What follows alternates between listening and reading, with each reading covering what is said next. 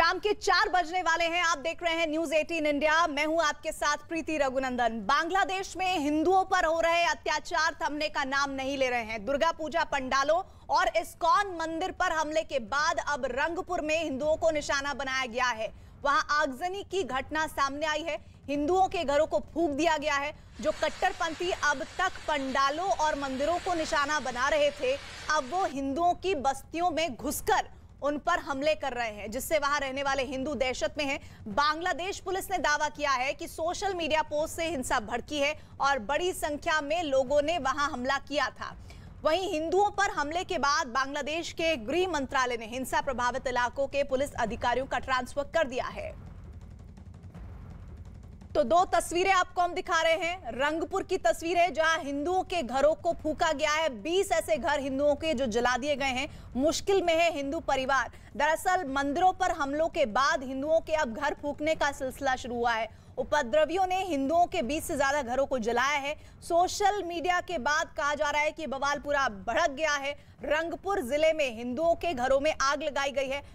ऐसे 20 घर बताए जा रहे हैं जो पूरी तरह से जलकर खाक हो गए हैं और साथ ही जमाते इस्लामी के सदस्यों पर यह आग लगाने का आरोप लगाया जा रहा है। लेकिन सबसे बड़ी बात यह कि बांग्लादेश का शासन प्रशासन इस वक्त कितनी सख्ती से इन हालातों से निपटने की कोशिश कर रहा है। बांग्लादेश में हिंदुओं और मंदिरों पर हुए हमले के विरोध में लोग सड़कों पर उतरे हैं। बांग्लादेश में कल रंगपुर में हिंदुओं के घरों पर हमला हुआ था, जिसके विरोध में बांग्लादेश हिंदू यूनिटी काउंसिल ने सड़कों पर उतरकर विरोध प्रदर्शन किया और इस प्रदर्शन में महिलाएं और बच्चे भी शामिल थे, जिन्होंने दोषियों के खिलाफ कड़ी कार्रवाई की मांग की है। 12 अक्टूबर के बाद से हिंदुओं और मंदिरों पर हमले बढ़ते जा रहे हैं। तो 12 से लेकर 18 तारीख लगभग हफ्ता भर हो चुका है और घटनाएं बढ़ रही हैं। उनके मनोनयन के लिए एक सर्वसम्मत प्रस्ताव लाने का प्रयास होगा, लेकिन कोई सकारात्मक रवैया न होने के कारण अंततः जब ये हुआ कि विधानसभा का कार्यकाल अगले 6 महीने के अंदर संपन्न हो जाएगा,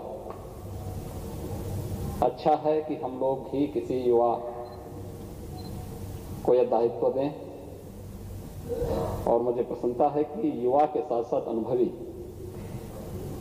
सदस्य को आज विधानसभा उपाध्यक्ष के रूप में यहां पर इस माननीय सदन ने चुना है। मैं सभी सदस्यों को हृदय से धन्यवाद देते हुए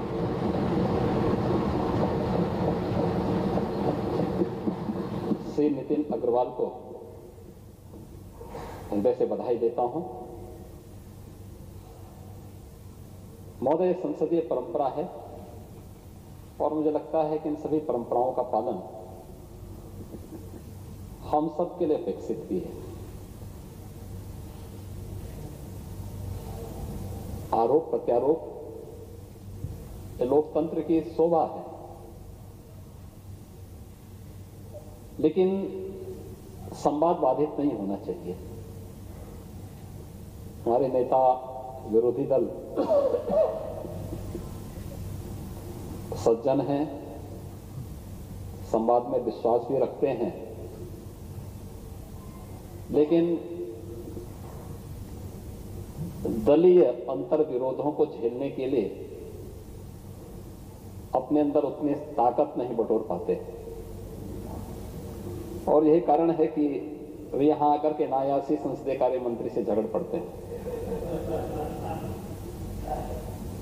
लेकिन संसदीय कार्य मंत्री ने भी शाहजहांपुर का आटा खाया है, तो वह भी आपका मुकाबला उसी ताकत के साथ करते हैं।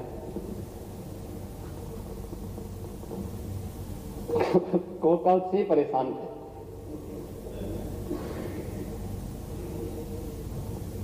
और परेशानी इस बात को उनको लग रही थी कि ये प्रस्ताव उनके द्वारा पहले दे दिया गया होता तो अच्छा होता। मैं भी पूरी कार्रवाई को देख रहा था कि उनके द्वारा, मैं जानता था वो इसके बाद कहेंगे कि चुनाव में गड़बड़ी हुई है। आदत है उन लोगों की विधानसभा चुनाव या लोकसभा चुनाव में जब जनता अपना फैसला सुनाती तो फिर ईवीएम को दोषी ठहराते हैं। तो मैं मानता था कि आखिर हमारे नेता विरोधी दल कुछ तो कहेंगे, और उन्होंने वही कहा जो कहना चाहिए था। मुझे लगता है कि 2022 के विधानसभा चुनाव की तस्वीर भी सामने आ चुकी है।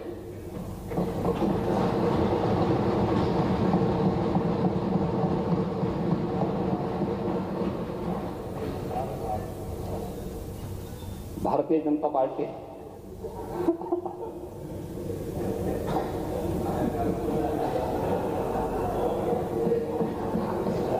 आप देखिए, इतनी बड़ी बात आपकी आज्ञा मान गए। उम्र में बड़े हैं और नहीं, सही मैं बता रहा हूं कि मुझे आपके स्वास्थ्य की चिंता होती है कभी कभी, और मैं इसीलिए पिछली बार आपसे कहा था कि आपको बलिया के काले गाजर का हलवा जरूर खाना चाहिए।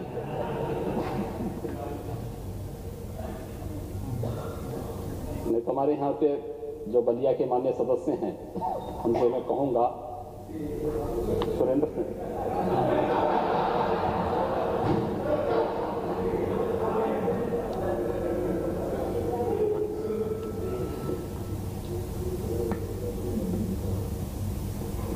लेकिन बहुत शांतिपूर्ण तरीके से महोदय चुनाव यहां पे संपन्न हुआ है और मैं देख रहा था। और इस बीच जो आप ये देख रहे हैं, ये एक दिवसीय विधान सभा का जो सत्र चल रहा है उत्तर प्रदेश में, योगी आदित्यनाथ लाइव दिख रहे हैं आपको। दरअसल समाजवादी पार्टी से नितिन अग्रवाल, जो कि बीजेपी समर्थित उम्मीदवार थे, जिन्हें 304 वोट मिले हैं और इसके साथ ही वो डेप्यूटी स्पीकर बन गए हैं। अजीत हमारे साथ, हमारे सहयोगी इस खबर पर जुड़ गए हैं। अजीत, बीजेपी ने नितिन अग्रवाल का समर्थन किया, समाजवादी पार्टी से वो हैं, जरा बताइए ये पूरी पृष्ठभूमि किस तरह से तैयार होकर सामने है और उसके बाद डिप्टी स्पीकर नितिन अग्रवाल होंगे अब यूपी विधानसभा में? देखिए, बिल्कुल प्रीति, यूपी विधानसभा का उपाध्यक्ष का चुनाव का रिजल्ट आ चुका। नितिन अग्रवाल उपाध्यक्ष चुने जा चुके हैं। 304 वोट इन्हें मिले और 60 वोट समाजवादी पार्टी के जो प्रत्याशी थे नरेंद्र वर्मा को मिले। 4 वोट अवैध रहे, यानी टोटल जो है 368 वोट पड़े हैं।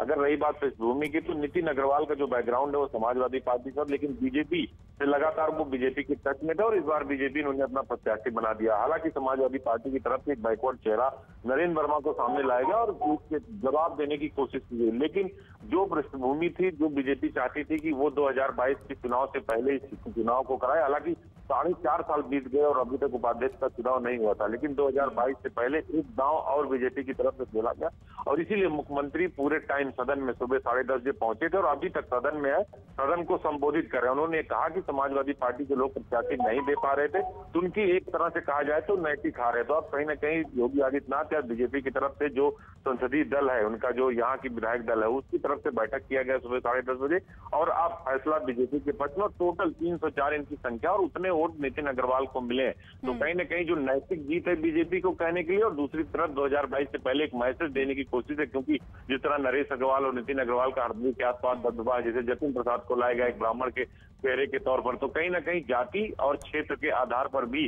बीजेपी अपनी राजनीति को आगे बढ़ाती है। और आपने नितिन अग्रवाल का जो सियासी सफर है अजीत, उसके बारे में भी जरा बताइए।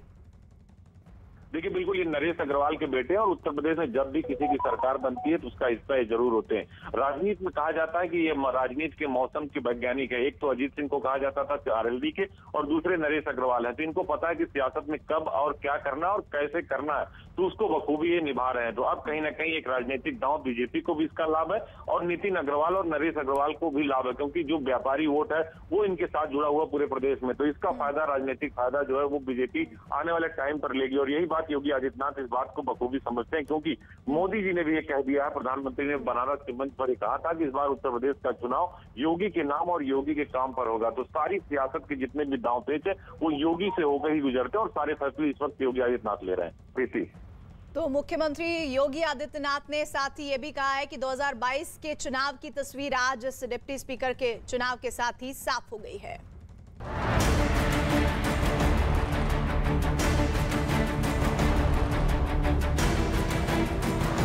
किसी भी आतंकवादी को हम जिंदा नहीं छोड़ेंगे। पाकिस्तान हाय हाय, पाकिस्तान हाय हाय।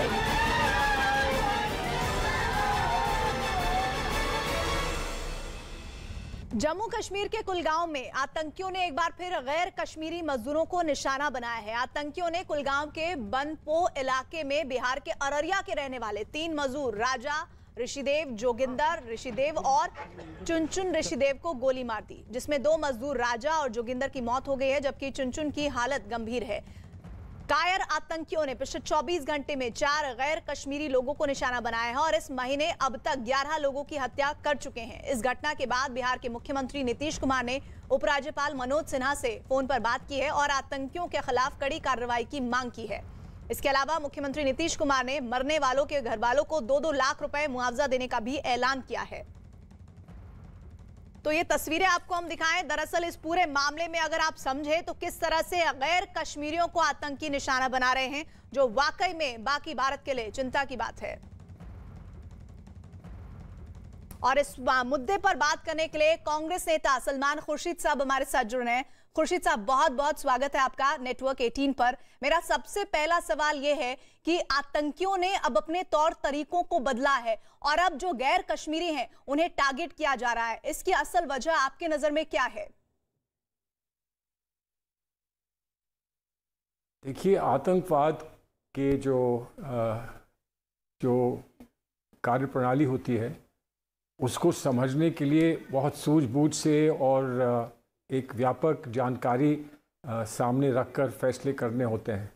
एक बात स्पष्ट है कि ये एक प्रयास है कि किसी तरह से एक टकराव की स्थिति पैदा की जाए, बिखराव की स्थिति पैदा की जाए, भय की स्थिति पैदा की जाए।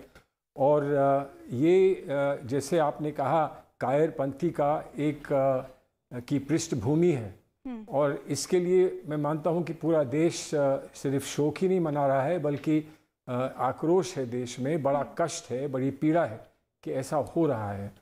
लेकिन वो ऐसा कर रहे हैं, ये बात तो समझ में आती है, लेकिन हम उसकी काट क्यों नहीं कर पा रहे हैं या हम सतर्क क्यों नहीं रहे, और हमने कैसे ये भूल कर दी कि हम ये समझ बैठे कि अब उनके जो दांत हैं वो हम निकाल चुके हैं, अब उनमें वो शक्ति नहीं रही जिससे वो हमको तंग कर सकते हैं या हमको आतंकित कर सकते हैं। ये हमारी समझ ऐसी क्यों हो गई, इस पर भी विचार करने की आवश्यकता है। बड़ा संवेदनशील मसला है, इस पे व्यापक चर्चा खुले में नहीं हो सकती।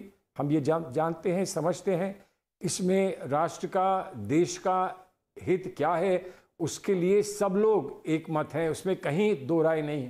लेकिन हमको क्या कार्रवाई करनी है और कैसे हमको तैयारी करनी है, कैसे हमको इनसे जूझना है, सामना करना है, इनको हराना है, इस पर बहुत गंभीरता से सोचना चाहिए। ये कोई मामूली बात नहीं है कि पुलिस एक्शन किया और हम सफल हो गए। सलमान जी, हमने बीते महीनों देखा और बीते वर्षों में भी हमने देखा कि ऑपरेशन ऑल आउट का व्यापक असर हो रहा था और तब हालात ये थे कि आतंकियों को सेना चुन चुनकर टारगेट कर रही थी। क्या वो जो पूरा दौर चल रहा था, उस दौर में अपनी मौजूदगी को एक बार फिर से एहसास कराने के लिए इस कायरता पर उतारू हैं आतंकी कि वो गैर कश्मीरियों को चुन चुनकर टारगेट किलिंग्स कर रहे हैं? देखिए, आतंकवादी की जो माइंड है उसको समझने की आवश्यकता है। कहाँ पर सॉफ्ट टारगेट्स हैं और सॉफ्ट टारगेट्स से वो अधिक से अधिक फायदा उठा सकते हैं अपने लक्ष्य को लेकर, ये बड़ा स्पष्ट हो रहा है कि वो ऐसा कर रहे हैं। सॉफ्ट टारगेट्स हैं और इनको हमने क्यों नहीं पहले से सतर्कता पूर्वक, इनको हमने क्यों नहीं अपने प्रोटेक्शन में लिया या इनकी सुरक्षा पूर्ण रूप से हम नहीं कर पाए, ये हमें अपने आप से पूछना है। लेकिन जैसा मैंने कहा कि बहुत ज़्यादा व्यापक चर्चा हम खुले में करेंगे तो हम आतंकवाद को बढ़ावा देंगे। आतंकवाद यही चाहता है कि हम लोग इसमें उलझ जाएं और उनसे लड़ने में हमारा ध्यान बच जाए। इस समय और कुछ नहीं, इस समय देश की सारी सुरक्षा बलों को और हमारी फौज को, मिलिट्री को सिर्फ पूरा सपोर्ट देकर हमें ये सुनिश्चित करना है कि ये जो खेल हो रहा है और बड़ा घिनौना खेल हो रहा है, इसको समाप्त फौरन किया जाए और पूर्ण रूप से समाप्त किया जाए। सलमान खुर्शीद जी, आप कांग्रेस के वरिष्ठ नेताओं में शुमार हैं। आपने कई बार कश्मीर पर बहुत ही संवेदनशील बयान दिए हैं। ऐसे में मैं आपसे वो सुझाव जानना चाहती हूं जो मौजूदा वक्त में अपनाए जाएं तो इन मौतों के सिलसिले को रोका जा सकता है। देखिए, सबसे पहली बात यह है कि जब भी ऐसा कोई संकट आता है, देश पर हो, देश के किसी क्षेत्र पर हो, तो सबसे पहले आपस में सब लोगों को जो राजनीतिक पटल पर सबसे उच्च स्तरों पर हैं या जिनको अनुभव है, उनको आपस में मिलकर बातचीत करनी चाहिए। सरकार ये लड़ाई अकेले नहीं लड़ सकती। सरकार को पूरे देश के सभी दलों का पूरा समर्थन चाहिए, और वो समर्थन कहने के लिए कोई भी दे देता है, लेकिन उसको समझकर, ये जानकर कि हमारे सामने चुनौती किस किस्म की है, उसमें कैसा समर्थन चाहिए, इस पर तभी संभव ये होता है जब आपस में खुलकर बात होती है। अगर साधारण तौर पर खुलकर बात ना हो तो कम से कम बंद कमरे में बात हो, सबसे ना हो तो कम से उन लोगों से हो जिनको पिछला अनुभव है जम्मू कश्मीर में आतंकवाद से लड़ने का। तो ऐसे में मैं यहाँ पर महबूबा मुफ्ती के उन स्टेटमेंट्स का भी जिक्र सलमान जी आपके सामने करना चाहूंगी, जिसमें ऐसा लगता है कि वो आतंक परस्त या पाकिस्तान परस्त स्टेटमेंट्स होते हैं। उन स्टेटमेंट्स से क्या इन कायर आतंकियों का हौसला बढ़ता है और जम्मू कश्मीर में घाटी में अमन चैन को खत्म करने के जो उनके इरादे हैं उनको बल मिलता है? देखिए, उनकी क्या परिस्थितियां हैं। बहुत कठिन परिस्थितियों में जम्मू कश्मीर में जो भी नेता हैं, जिस दल के भी हों, किन परिस्थितियों में वो वहाँ ऑपरेट करते हैं, इसको मेरे लिए कहना मुश्किल है। हम लोग यहाँ आराम से बैठे हैं, सुरक्षित हैं। वो वहाँ पर क्या किस चीज़ का सामना कर रहे हैं, उनको क्या रोज़ झेलना पड़ता है, इस बात को हम यहाँ से उसका अंदाज़ा नहीं लगा सकते। वो सरकार के साथ रही हैं, सरकार के साथ उन्होंने काम किया है, सरकार को उनसे बात करनी चाहिए, समझना चाहिए। और अगर उनके किसी कथन से हमको कोई क्षति होती है, तो हमको उनसे कहना चाहिए कि ऐसा मत बोलिए। आपको अगर लगता भी है तब भी कम से कम ऐसी बात मत कहिए। लेकिन इस समय साधारण व्यक्ति जो सड़क पर है, उस पर क्या प्रभाव पड़ रहा है और ये क्या सोचकर और समझकर आतंकवादी कर रहे हैं, इसको ध्यान में रखते हुए हमें अपनी रणनीति बनानी चाहिए। और वो रणनीति जो है, जाहिर है उसका खुलासा आम जनता के सामने नहीं किया जा सकता। जब वो पूर्ण रूप से कामयाब हो जाए, सफल हो जाए, तब यकीनन उस बात को जनता के सामने रखा जाए। अगर मैं इस अक्टूबर महीने की ही सलमान खुर्शीद जी बात करूं तो लगभग 11 के ऐसे गैर कश्मीरी लोग हैं जिन्हें टारगेट किया गया है। आपके मुताबिक जरा इसमें थोड़ा विस्तार से बताइएगा कि इस तरह की तकनीक को अपनाकर कायर आतंकी, जिनमें इतना भी बूता नहीं है कि वो अपनी बात को आकर कह पाएं, और इस तरह से वो टारगेट किलिंग उन लोगों के लिए कर रहे हैं जो मासूम हैं, जो सिटीजन्स हैं, जिन्हें कोई सरोकार नहीं है, वो सिर्फ अमन चैन से अपनी 2 वक्त की रोटी कमाना चाहते हैं। उनको टारगेट करके क्या कश्मीरियों से किसी तरह का समर्थन वो अपील कर रहे हैं? ये कह रहे हैं कि हम आपको टारगेट नहीं करेंगे, हम गैर कश्मीरियों को टारगेट करेंगे। आपके मुताबिक उनकी ये जो दिमागी तौर पर सोच है वो क्या बतलाती है? मैं तो मानता हूं ये खोखली सोच है। मैं तो मानता हूं कि दिवालिया हुई की सोच है। और कश्मीरी जो एक साधारण कश्मीरी है, जिस मजहब से भी संबंधित हो, जिस धर्म से भी संबंधित हो, वो इतना छोटी सोच का नहीं है कि वो ये माने कि अगर किसी और हमारे भाई को मारा जा रहा है तो उससे हमारा कोई फायदा है। लेकिन बहुत बहुत संकीर्ण सोच के, गंदी सोच के आतंकवादी जो होते हैं, वो क्या कुछ समझ के करते हैं, इसका अनुमान पूरा वही लोग लगा सकते हैं जिनको जानकारी है, जो समझते हैं, आतंकवाद की गतिविधियों को जानते हैं, समझते हैं। और इसलिए वो तो आतंकवादी यही चाहते होंगे कि राष्ट्रीय उस पर पटल पर आज आपके सामने इस मीडिया में हम ये चर्चा करें कि उन्होंने क्या कर डाला है। वो समझते हैं कि बहुत बड़ा काम किया है, हम समझते हैं बड़ा घिनौना काम किया है, लेकिन वो चाहते होंगे कि ये चर्चा हो, ये चर्चा और आगे बढ़े, वो ये चाहते होंगे। तो अगर हम चर्चा करके उनके किसी लक्ष्य को पूरा करें तो मैं मानता हूं उस पर चर्चा भी नहीं होनी चाहिए, लेकिन चर्चा कम से कम उन लोगों के बीच में बैठकर अवश्य होनी चाहिए जिनके हाथ में इस देश का भविष्य है, जो आज देश का संचालन करते हैं। और संचालन करना सिर्फ सरकार में बैठे लोगों का अधिकार नहीं होता, विपक्ष के लोगों का भी अधिकार होता है, क्योंकि हम एक डेमोक्रेसी हैं, हम एक लोकतंत्र हैं जिसमें प्रतिपक्ष भी होता है, जिसमें सरकार भी होती है, जिसमें ऑपोजिशन भी होता है। सबको एक साथ मिलकर देश की हर हर निर्णय में देश में भागीदारी करनी चाहिए। सलमान जी, बहुत बहुत शुक्रिया इन टारगेट किलिंग्स पर खुलकर अपनी बात को रखने के लिए। और एक बड़ा संदेश मुझे लगता है जो आपने सुझाव दिया है वो मौजूदा सरकार भी आपकी तरफ से सुन रही होगी कि कम से कम आप हम सब से, यानी कि सत्ता पक्ष तो बात करे ही, नीति निर्धारण करे ही, लेकिन उससे पहले विपक्ष से बात करें और वहां जम्मू कश्मीर के जो नेता हैं उनको भी इस पूरी बातचीत का हिस्सा बनाएं ताकि एक निर्णायक फैसला लिया जाए और इस तरह की टारगेट किलिंग्स को रोका जाए। शुक्रिया हमारे साथ जुड़ने के लिए। और एक ब्रेक के लिए हम यहां पर रुक रहे हैं, जल्द लौटेंगे। आप देखते रहिए न्यूज़ 18 इंडिया।